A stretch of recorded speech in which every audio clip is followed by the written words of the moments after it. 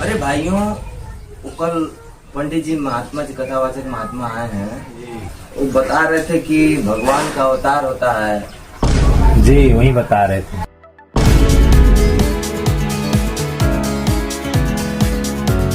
इसमें गीता में देख रहे थे हम जी कुछ ऐसा अध्याय 4 में था। अध्याय 4 में यदा यदा ही धर्मस्य ग्लानिर्भवति भारत अभ्युत्थानम धर्मस्य तदात्मानं सृजाम्यहम्।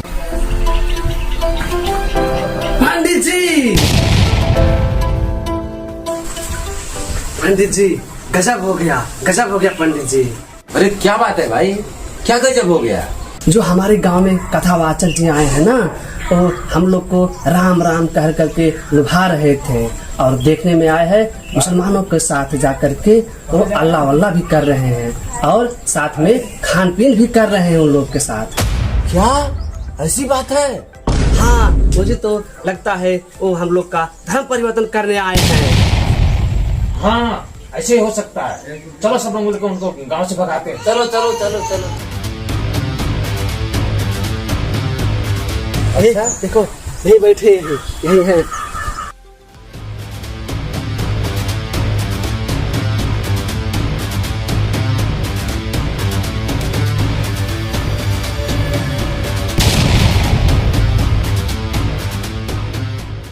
कहिए बंधु, क्या बात है?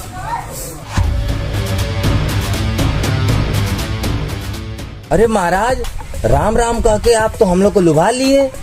सुना है कि आप मुसलमानों के साथ बैठकर अल्लाह अल्लाह भी कर रहे हैं और उनके साथ खान पान भी कर रहे हैं। क्या आप हम लोग का धर्म परिवर्तन कराने आए हैं क्या? बंधु, क्या धर्म भी 2 4 10 20 होता है जो परिवर्तन करने का विषय है? अरे धर्म तो एक था, एक है और एक ही रहने वाला है। धर्म 2 4 10 20 नहीं होता है। हाँ, तो आपके कहने का मतलब कि हिंदू मुस्लिम सब एक है? कैसे एक है?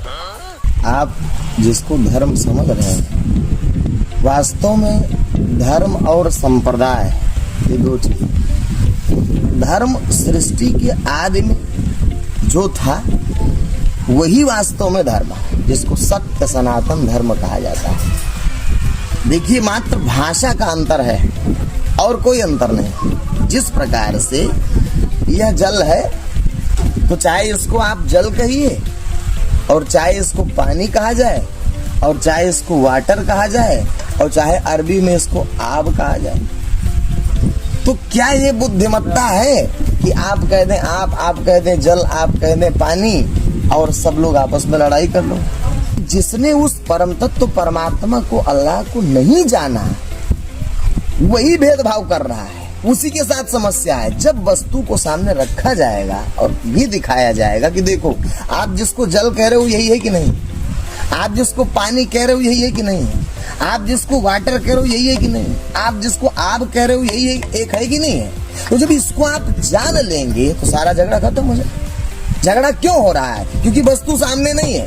ज्ञान के दृष्टिकोण से आप देखेंगे, चाहे वो बाइबल हो, चाहे वो कुरान हो, चाहे वो जो है श्रीमद् भागवत महापुराण हो, चाहे गीता हो, चाहे रामायण हो, जब ज्ञान देखिए, लीला को जब देखेंगे, घटनाक्रम को देखेंगे, कहानियों को देखेंगे तो उसमें भिन्नता आएगी, निश्चित है। परंतु जब मूल ज्ञान में चलेंगे तब 5 अस्तित्व आपको मिलेगा। अब आप लोग ब्राह्मण समाज से, हिंदू समाज से, इसलिए मैं आपका पहले बता देता हूँ।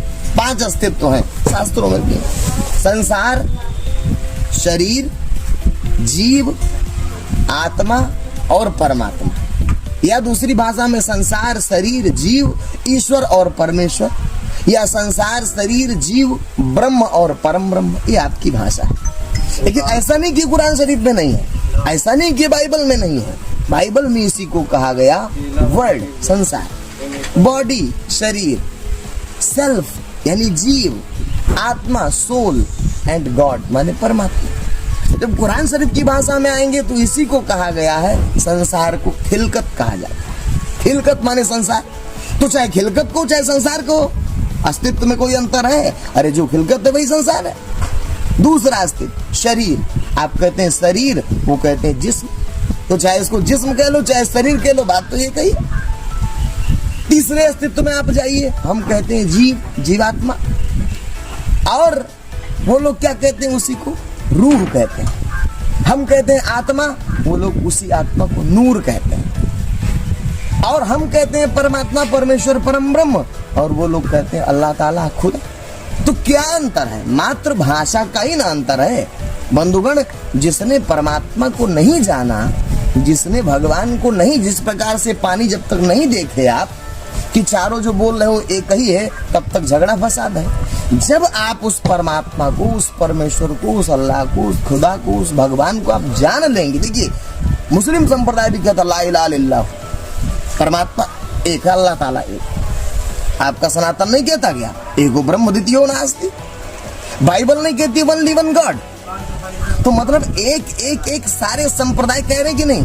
तो वास्तव में संप्रदाय है, और संप्रदायों का जो मूल है, जिसको धर्म कहा गया, जिसको कुरान शरीफ की भाषा में दीन कहा गया, दीन की राह, दीन इलाही, वो वास्तव में एक था। तो उस परमेश्वर को जब आप जान जाएंगे और उसके प्रति अपने जीवन को आप समर्पित कर देंगे, तो यदि आप मुसलमान हैं और परमात्मा परमेश्वर अल्लाह ताला के प्रति समर्पित हो गए, तो आप ही सच्चे हिंदू हैं। यानी आप सच्चा बन जाइए। आप यदि सच्चे मुसलमान भी यदि सच्चे बन जाए, सच्चा मुसलमान माने क्या कि उस परमात्मा के प्रति जो एक है, जिसको परमेश्वर अल्लाह ताला खुदा गॉड भगवान कहा गया, उसके प्रति आप समर्पित होकर के अपने जीवन को रख दीजिए। धर्म के राह पर आप हो जाइए, संसार के बंधनों से मुक्त हो जाइए।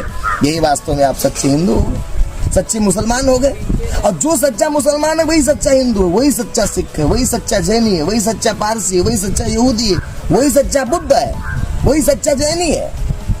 यदि आप नहीं बन पाए, परमात्मा परमेश्वर को नहीं जान पाए, उस एक को नहीं जान पाए, तो आप कुछ नहीं। ना आप सच्चे हिंदू हैं। क्या आपने परमात्मा को जाना है? नहीं जाना तो किस बात के हिंदू हो गए आप? किस बात के सनातनी हो गए? और यदि मुस्लिम जान गया हो अल्लाह ताला को, परमात्मा को देख लिया उस विधान में, तो वही सच्चा मुसलमान है, वही सच्चा हिंदू है, आप नहीं है। अर्थात निष्कर्ष क्या है कि उस परमात्मा जो एक है उसको जानना, और जानकर उस धर्म के राह में, उस दीन के राह में आप अपने जीवन को अल्लाह ताला को, परमात्मा को सुपुर्द कर दीजिए, समर्पित करके उस पर चलिए। बात समझ में आई? अरे महाराज जी, आपकी बात तो सही लग रही है। तो क्या हम लोग भी कल से नमाज पढ़ना शुरू कर दे, टोपी पहन ले, मुसलमानों की तरह करने लगे हम लोग भी? तो हो जाएगी रामकृष्ण की भक्ति, भगवान की भक्ति हो जाएगी, हमारे सभी देवी देवताओं की भक्ति हो जाएगी। भक्ति तो तभी भी नहीं होगी, चाहे आप टोपी पहने या ना पहने, आप कंठीन माला लटका लें, तो भी वो भक्ति नहीं कहलाएगी। क्योंकि आपने जब परमात्मा को जाना ही नहीं, आपने परमेश्वर को जब जाना ही नहीं, तो आप किसकी भक्ति कर रहे हैं? किसकी भक्ति आप करेंगे? इस जो गीता आप पढ़ रहे हैं ना, 9वां अध्याय निकाल कर इसी गीता का देख लीजिए। भगवान ने कहा आम ही सर्वज्ञानाम भोक्ताम च प्रभुरेवचा, तो मामा भी जानाति तत्त्वेनातस् जीवन्ति।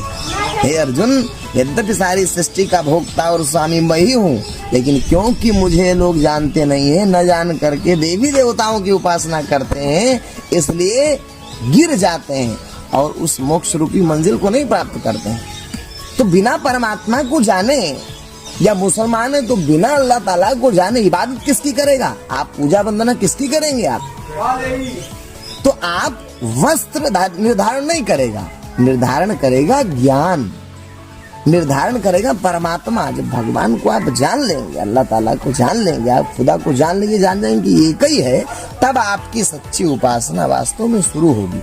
लेकिन जो ये मान्यता मुस्लिम की जो बात हम कह रहे हैं आपसे, दरअसल वास्तव में पूर्णावतार का जो सिद्धांत है, वह वास्तव में सत्य सनातन धर्म में ही स्पष्ट है, कुरान शरीफ में स्पष्ट नहीं है। वो लोग एक मान्यता को मान कर बैठ गए हैं कि मोहम्मद साहब आखिरी पैगंबर थे, और इसी बात के आधार पर वो कहते हैं कोई दूसरा आ ही नहीं सकता। अरे तुम अल्लाह ताला पर बंदिश लगाओगे, पाबंदी लगाओगे? अल्लाह ताला कादर मुतलक है, यानी सृष्टि का सर्वोच्च सत्ता शक्ति है, परम स्वतंत्र, न सिर पर कोई भावई मन ही करो तुम सोई, उसके सिर पर कोई है ही नहीं। तो आपसे पूछ कर अवतार लेगा? ऐसा नहीं है, आपसे पूछ कर अवतार नहीं लेगा। परमात्मा का पूर्णावतार होता है। उस कुरान शरीफ में भी है कि अल्लाह ताला हाजिर और नाजिर होगा, कयामत की वेला में अल्लाह ताला हाजिर नाजिर। इसका मतलब क्या, सीधा अवतार लेगा। तो अवतार जो आया है धरती पर वर्तमान में, देखिए आप हिंदू है ना, ब्राह्मण है ना, तो हिंदू ब्राह्मणों की जो मान्यता है उसमें भी भगवान ने कहा, खंडन किया कि सिर्फ परमात्मा की भक्ति होनी चाहिए। और परमात्मा के पूर्णावतार चाह रही है, सतयुग में भगवान विष्णु जी, त्रेता में भगवान राम जी, द्वापर में भगवान कृष्ण जी, और वर्तमान में वही भगवान, वही परमात्मा खुदा गॉड इस परम तत्व भगवान सदानंद के शरीर में वही परम तत्व क्रियाशील हुआ। चतुर्थ पूर्णावतार है, कल के पूर्णावतार। क्यों? क्योंकि इन्होंने जिस प्रकार से भगवान विष्णु ने दर्शन कराया, भगवान राम जी ने दर्शन कराया, भगवान कृष्ण जी ने दर्शन कराया, उसी प्रकार भगवान सदानंद ने भी उस परमात्मा परमेश्वर के विराट शरीर का दर्शन, अल्लाह ताला का प्रत्यक्ष दीदार उन्होंने कराया है। इस आधार पर वो वास्तव में भगवान के अवतार है। आप जान लीजिए, इसी जमाने हम लोग आए। हाँ महाराज, आपकी बात सुनकर हमें बहुत अच्छा लगा। हिंदू मुस्लिम एक हैं, इससे बहुत स्पष्ट जानकारी हुई। लेकिन आपने हम लोग को भी बताया सनातन में भगवान का अवतार, इसका स्पष्ट जानकारी दिया आपने, चतुर्थ अवतार का जो कल की अवतार। तो इसके विषय में थोड़ा कुछ जानकारी भी आप और स्पष्ट करते हैं हम लोग को तो अच्छा रहता है, क्योंकि हम लोग देवी देवताओं के पूजक हैं। हम सब भाई ब्राह्मण कुल के हैं, हम लोग देवी देवताओं का भजन पूजन करते हैं, भगवान राम को भी मानते हैं, गणेश जी को भी मानते हैं, हनुमान जी को भी मानते हैं, सबका व्रत भी रहते हैं, पूजा पाठ भी करते हैं। लेकिन आपने आज अवतार के विषय में बताया जिससे मुक्ति होगी, इसकी भक्ति करनी चाहिए, तो उसका थोड़ा और स्पष्ट हम लोग को बताएं तो हम लोग को राह दिखे कुछ आगे। हाँ बंधुगण, इसीलिए वास्तव में कार्यक्रम हो रहा है आपके यहाँ। 7 दिन का सत्संग कार्यक्रम है, आप इसको सुनिए। हम लोग यही बताने आप लोगों को आए हैं कि भगवान का अवतार धरती पर हो चुका है, परमात्मा धरती पर आ चुके हैं, अल्लाह धरती पर आ चुका है, खुदा मालिक धरती पर आ चुका है। किसके रूप में? इस वर्तमान में भगवान सदानंद के रूप में, संत ज्ञानेश्वर स्वामी सदानंद जी परमहंस। ये वास्तव में प्रत्यक्ष इस शरीर से पृथक जीव को या रूह को, इस शरीर से पृथक जीवात्मा को या जीव को कहिए आप, और आत्मा को या नूर को, और परमात्मा या अल्लाह ताला, तीनों को प्रत्यक्ष बातचीत सहित साक्षात दर्शन कराते थे। इतना ही नहीं, मुक्ति अमरत्व का बोध भी कराते थे कि साक्षात आप जीते जी मुक्त हो गए, अब आप इस संसार के बंधन में, 84 लाख के बंधन में नहीं जाएंगे, ये प्रत्यक्ष दिखाते थे।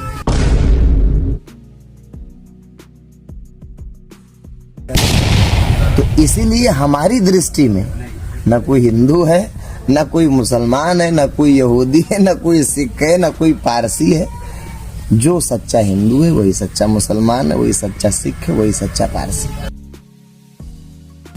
हम सभी एक परमात्मा के संतान है, एक अल्लाह के संतान है, एक खुदा के संतान है।